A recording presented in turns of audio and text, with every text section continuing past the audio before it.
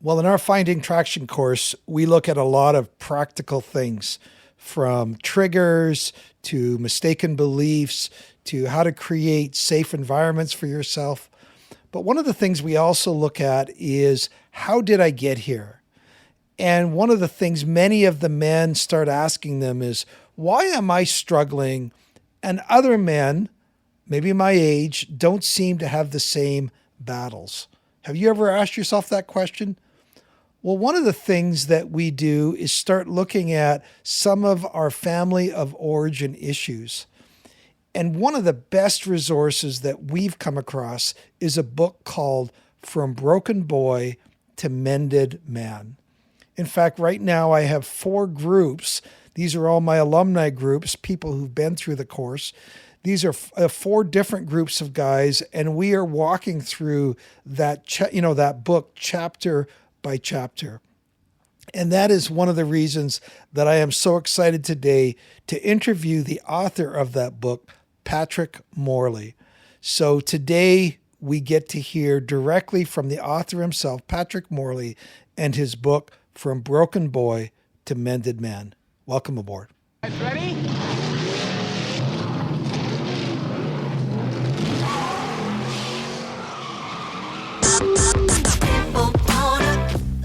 When it comes to porn, are you stuck, spinning out, or slipping backwards in your life? If so, then welcome to the Finding Traction podcast, a show dedicated to those who are looking to gain recovery momentum away from porn and toward the life and relationships they have always hoped for. Now, here's your host, Vern Tomke.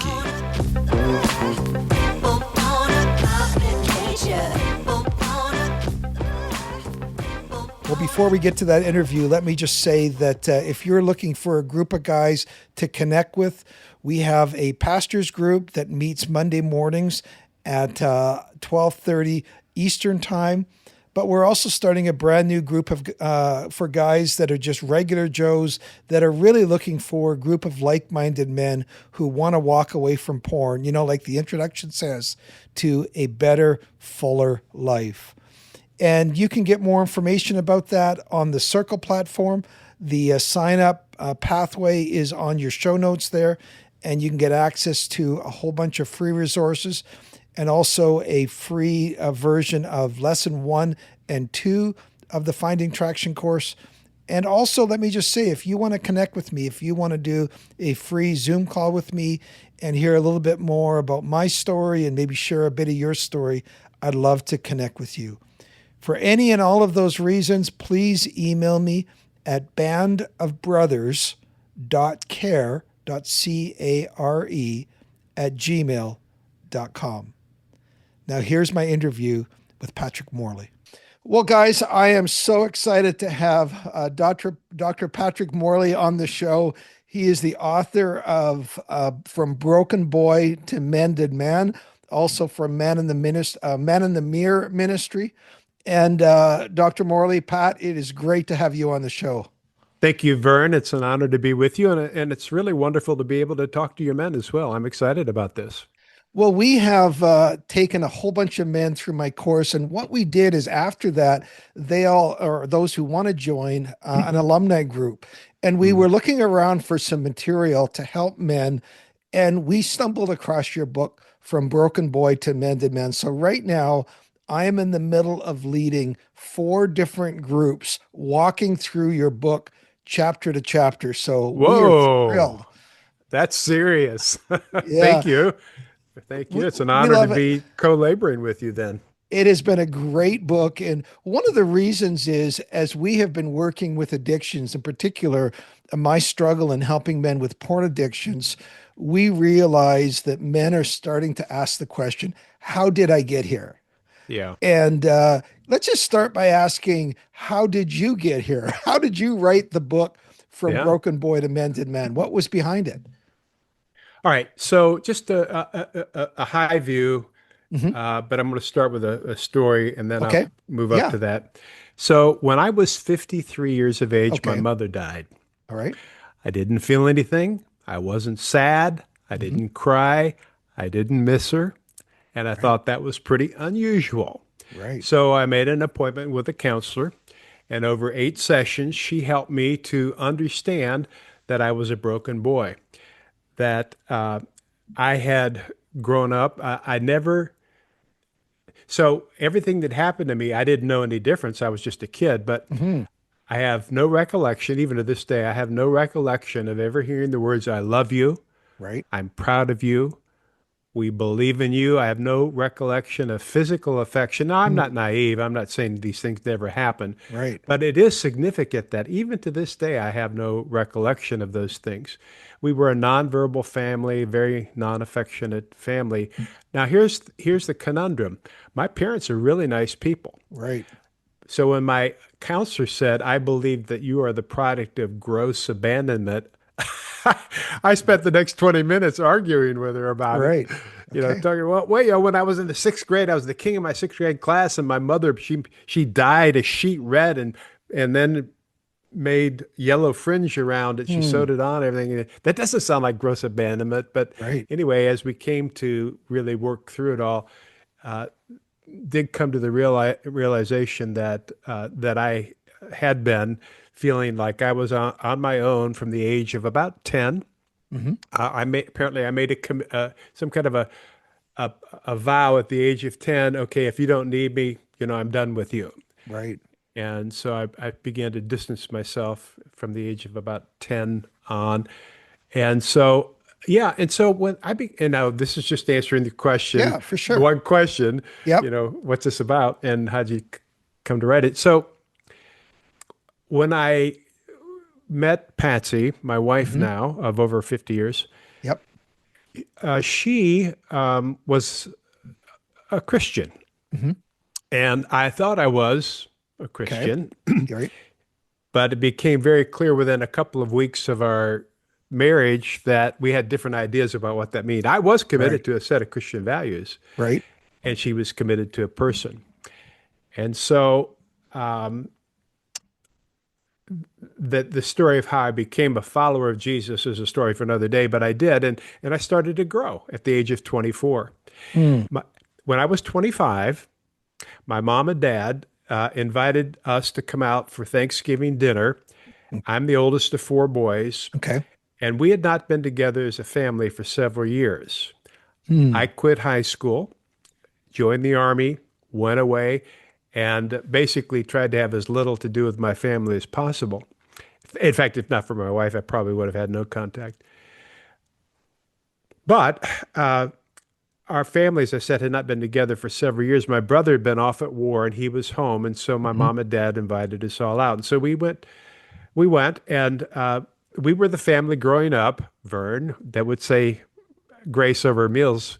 Right. But it was that God is good, God is great, and we thank for this food, amen, as fast as we could, That's what we prayed. Yes. Yeah.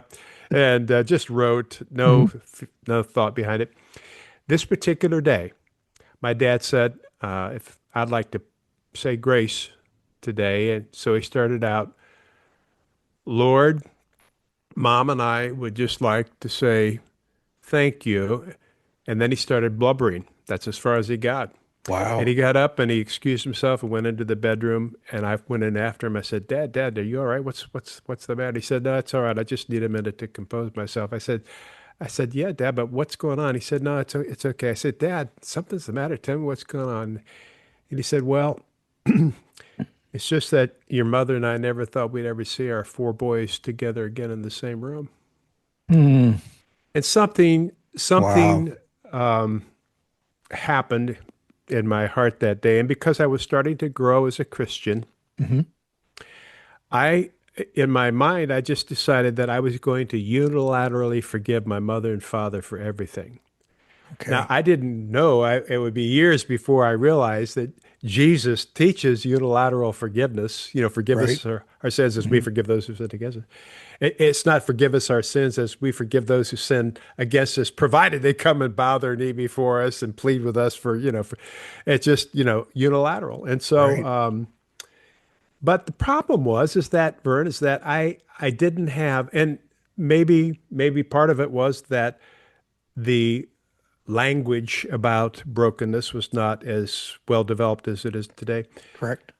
But I then went basically about my life, and so it took another 28 years, from 25 then to 53 when my mom died, when I got this sorted out, and I sort of went through a lot of the steps that are required to heal, but I didn't know what I was doing clinically, at least. And so what the reason I wrote the book Right. is that I thought we might be able to do in a matter of a few months what it took me 3 decades to figure out. And so apparently that's happening. There are thousands and tens of thousands of men now who are engaging with this book and finding that the Lord is using it to help them. Yeah. Well, and one of the reasons why I like your book and have found it so helpful is you're described growing up, and it's not that you were raised by wolves, or that you were raised in this high level abusive family, and which most people would say, well, that's not me. And it was so helpful for guys to go, okay, I can relate to where he's talking about, because I am just coming to an awareness as to why I am the way I am.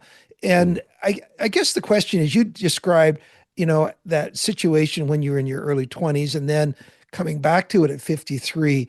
Do you find that there is a time when men begin to seek answers to that question?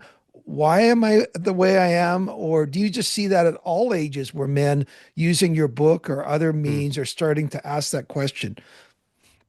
Well, first of all, I think it's all ages of men. So this is why a man, whether you're 18 or 80 or anything, anywhere in between, can read the book of Ecclesiastes or the Sermon on the Mount, and it speaks to that man's heart, right? Right. Yep.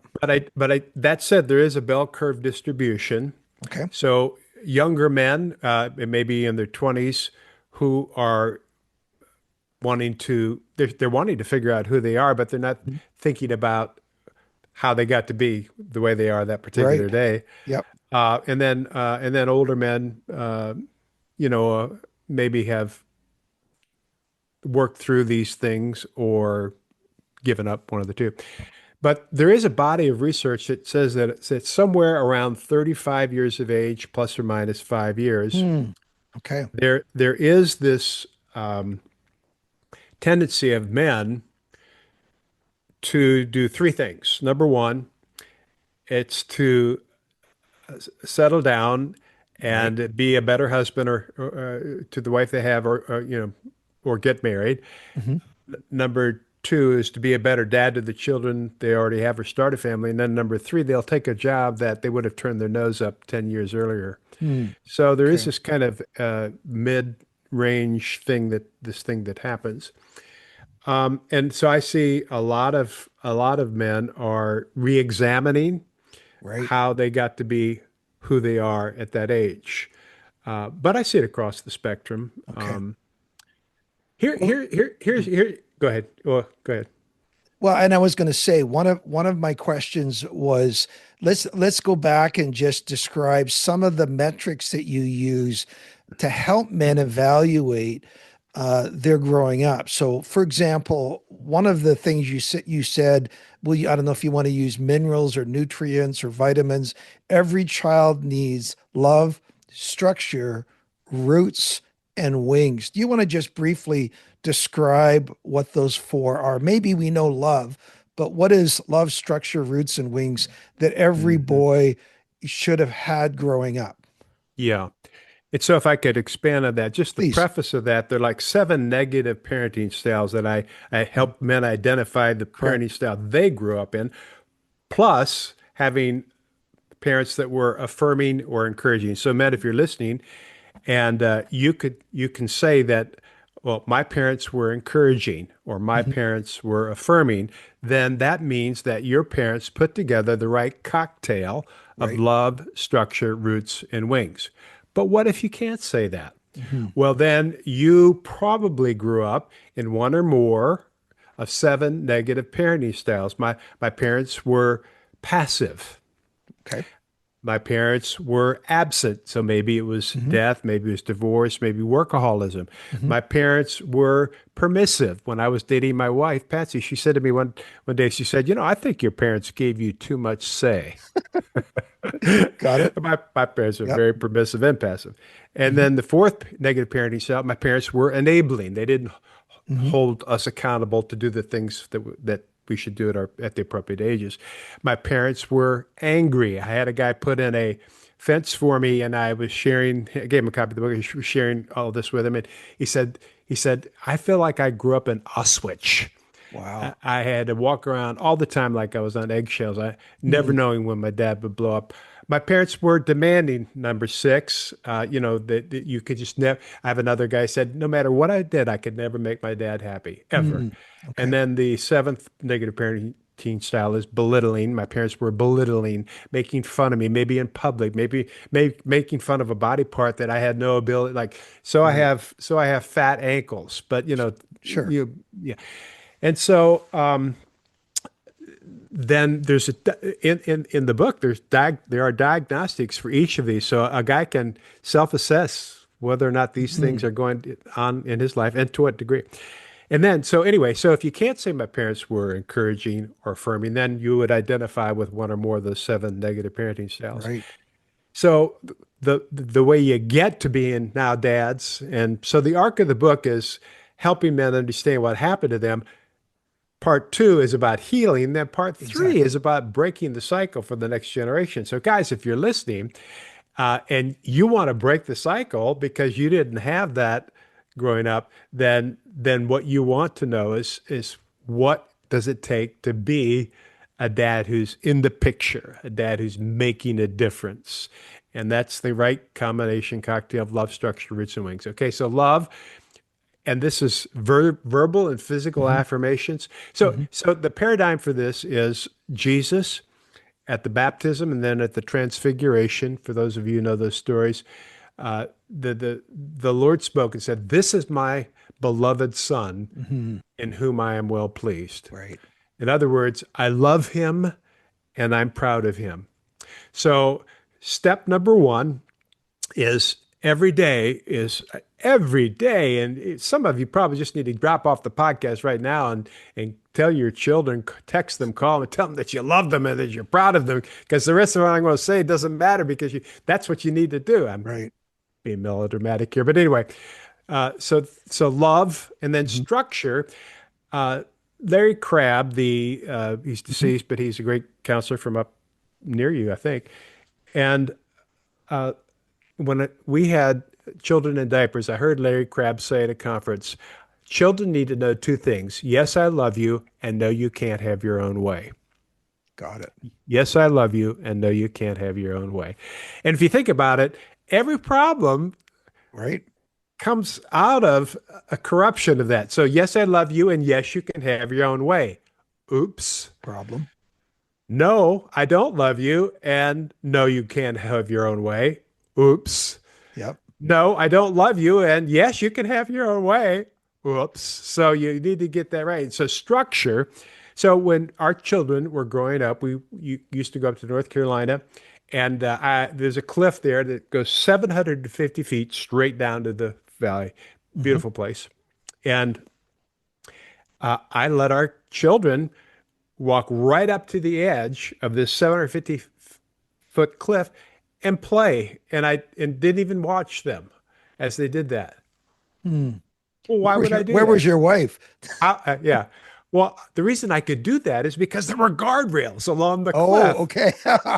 So there was that structure. Yeah. So there's a lot of research on this, and that basically when kids have structure like that, they feel confident and they go right up to the edge. Yep. When there are not proper structures in place, they lose confidence. So they need structure. They need to know where the guardrails are. And then roots, and of course that's self-explanatory almost, but helping children to find something they can do well, find out whether they're good in sports or they like music or whatever it is. And then also the family values that can be gained around the dinner table and so forth. And then finally, wings is helping them develop the competency so that they can be independent of mom and dad and survive in the world on their own. And so there's a lot more about that, of course, in the book. For sure. Yeah. And you walk through it and we describe, and we're working through right now those four elements with all of our guys. And I love the idea that and as I work with the guys, I'm saying that we're dealing with this in two dimensions. We're not only examining how we were raised, but all of you who are parents or plan on being parents, you are also looking and evaluating and sometimes reevaluating the relationship you have with your kids. So we're doing that, which has been really, really great to see for the guys. So now you get into, and I'll just go through these quickly.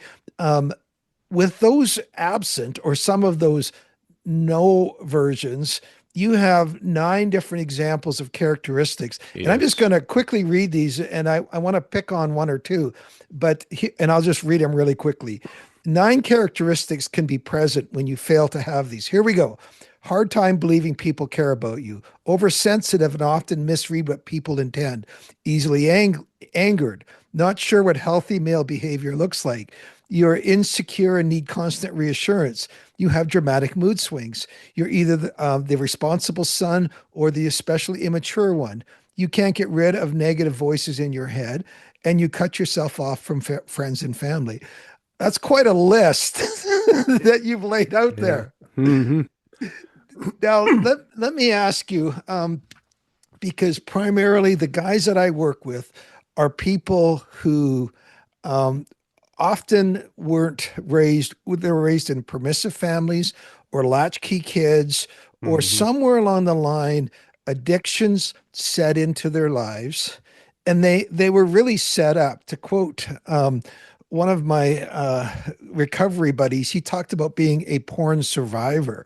And he had no defenses growing up for let your yes be yes as a man, let your no be no. So can you describe, maybe in the context of men who feel like they have no internal fortitude, and how have you seen maybe the addictive struggle play itself out with some of the men that are missing some of these essential vitamins, nutrients, things in their lives? How have you seen that play into it? And then we're going to get to the healing journey in a minute. Yeah. Okay. First of all, caveat, I am not an addiction expert. I understand. Yeah. But it would seem obvious that men who did not have the right fertilizer and water and other nutrients put into their lives would have some deficiency. So the most important thing that I can say is that if you grow up like I did, feeling that you are not worthy, you're not the gleam in your mother's eye, you were not a delight to your parents, then you're vulnerable. So I am the responsible son, but I have 3 younger brothers, one of whom followed in my footsteps. He quit high school, died of a heroin overdose. Okay. I have another brother who never had a job for more than 6 months until he turned 50 and struggled with alcohol. And then my youngest brother is a recovering alcoholic, has a gambling addiction, and is divorced.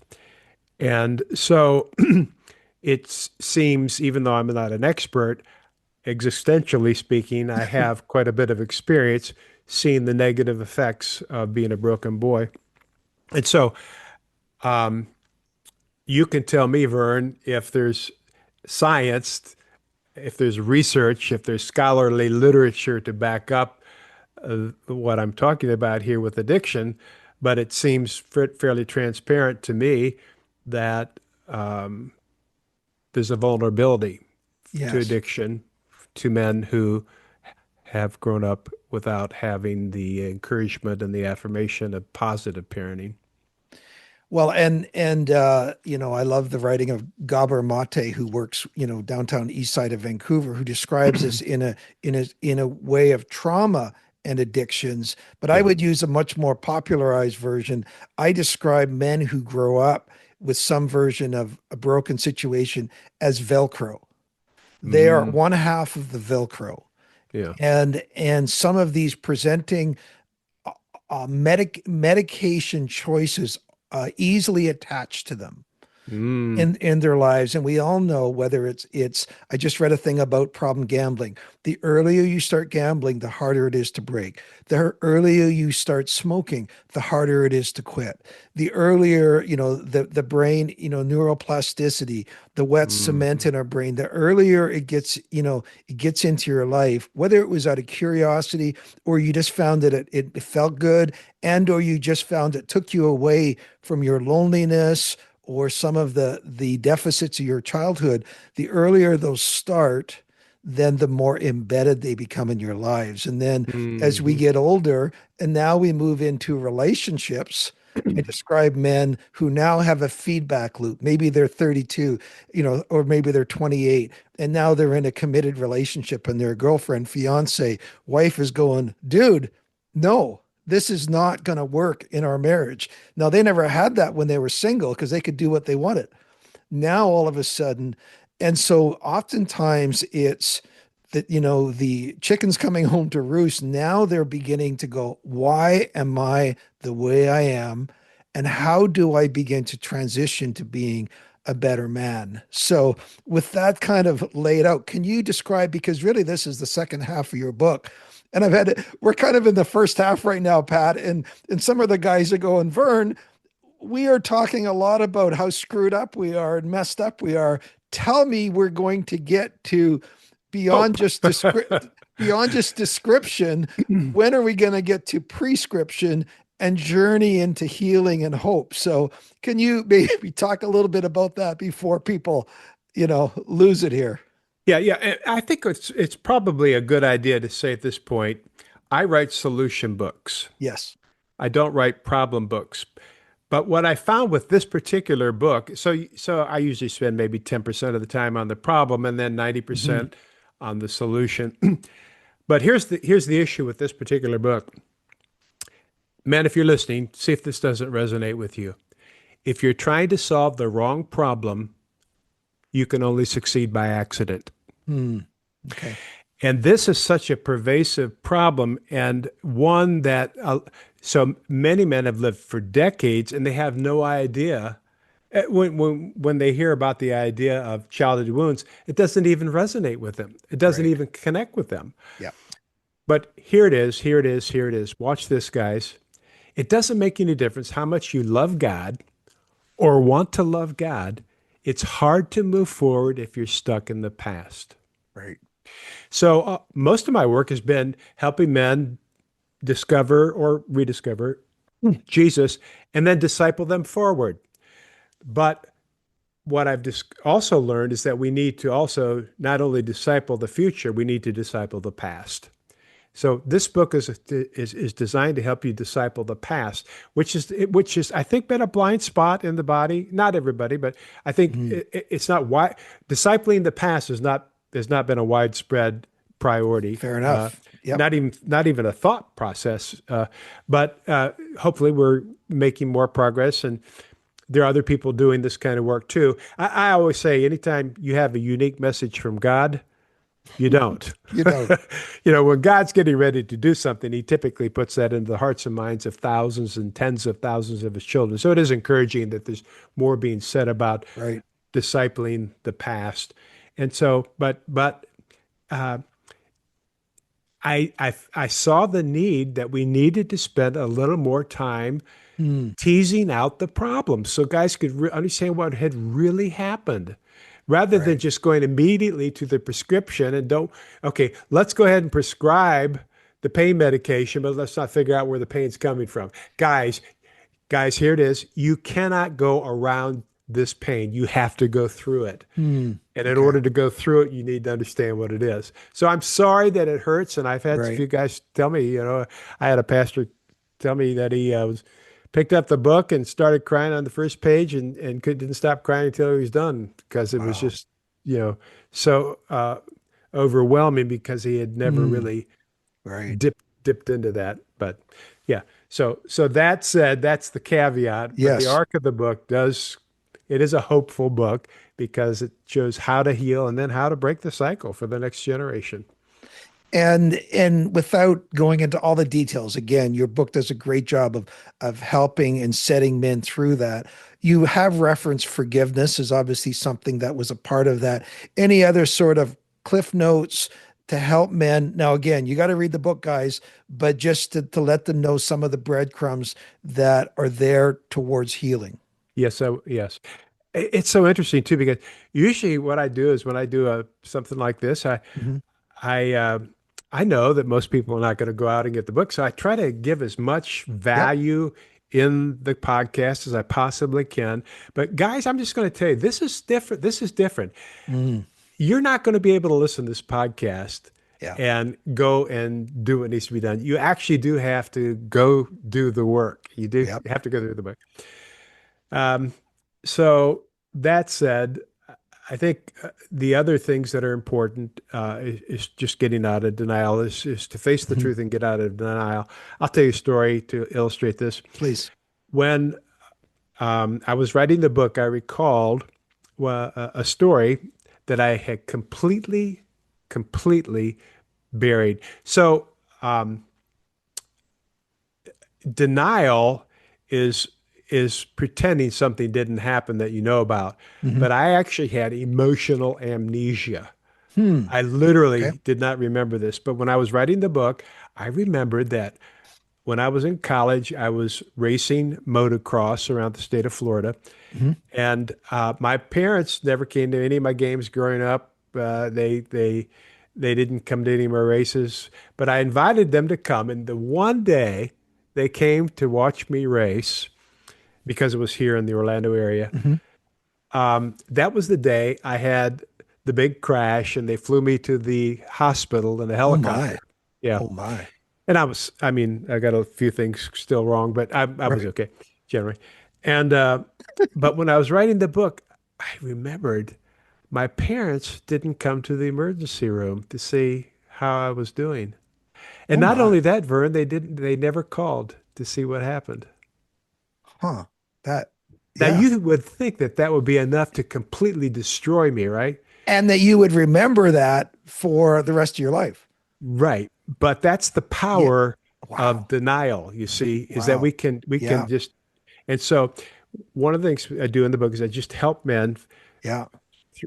through illustrations and giving them the opportunity to do it for themselves, to remember, to Yeah. remember, and then to face that truth and then work through the process of forgiveness and making amends when it's necessary, setting up boundaries.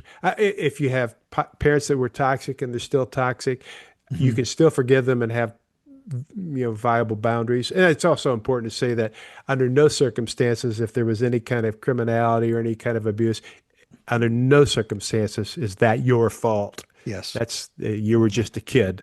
Yeah. And so, but to process all that and to get to a place of health. So I skipped over a lot, but there are all kinds of, I actually put in scripts Yep. of what you can do if your parents are receptive, what you can do if your parents are not receptive. And so I think it'll be very useful to men. It's a very Mm, practical guide. it is. Yeah. And Patrick, let me say, with the four groups that we're going through right now, as men are sharing their stories, there is Hmm. a powerful healing component with the tears, the emotions, the remembering. One guy shares a story, and all of a sudden it, helps another guy remember a story, not for the Hmm. sake of wallowing in the dirt, but for revealing what Yeah. needs healing in some of the slivers that are in people's souls and spirits. And Right. let me just say, my three kids are all in their 30s right now, and you have this powerful story at the end. In fact, you even include the letter that you wrote to your kids. And right now, both my wife and myself are reading the book. Well, we've read the book, and she's 2/3 of the way through the book. And both of us have decided that one of the important things that we need to do with our children in their 30s is to write a letter to each one of them, using some of the concepts that you lay out to really make sure that our children, even in their 30s, are well prepared for the future. Our job as parents, in one sense, is not over because they're in their 30s. And your book has been a catalyst for that. So on behalf of the listeners, I want to thank you. And I want to echo, guys, you need to get the book From Broken Boy to Mended Man. If any of this is tweaking any part of your soul, your spirit, you're going, man, why am I where I'm at? And how do I become a better man? Guys, pick up the book. Patrick, how do people connect with you if they want to get more information about what you do? PatrickMorley.com. Okay. Morley. And the book is on all the major booksellers. Yep. I just tell guys, for most guys, just go to Amazon and get it. The thing is, as you're talking there, I was just thinking about the first couple of sentences in the book. And the first chapter, guys, it's called The Fraternal Order of Broken Boys. And here are the opening sentences. There are millions of us. We carry around leftover pain from childhood wounds. As a result of this unprocessed pain, we act out in ways that damage our relationships. We're easily offended, fragile. We lash out, we withdraw. We're baffled by our own behavior. Frankly, we're not even sure what normal behavior looks like. We all want to silence the voices of the past, but the way forward is shrouded in mystery. And I go on to talk about how we want to remove that mystery. Well, what a great intro, and also what a great invitation for men to take that journey. Pat, thank you so much for agreeing to come on. Our guys are going to be thrilled to be able to listen to this because we've been working together, and I just want to invite other men to take the journey as well. So God bless you. Thank you again for being willing to come on. Thank you, and greetings to all of you, men. Appreciate you being here today. All right.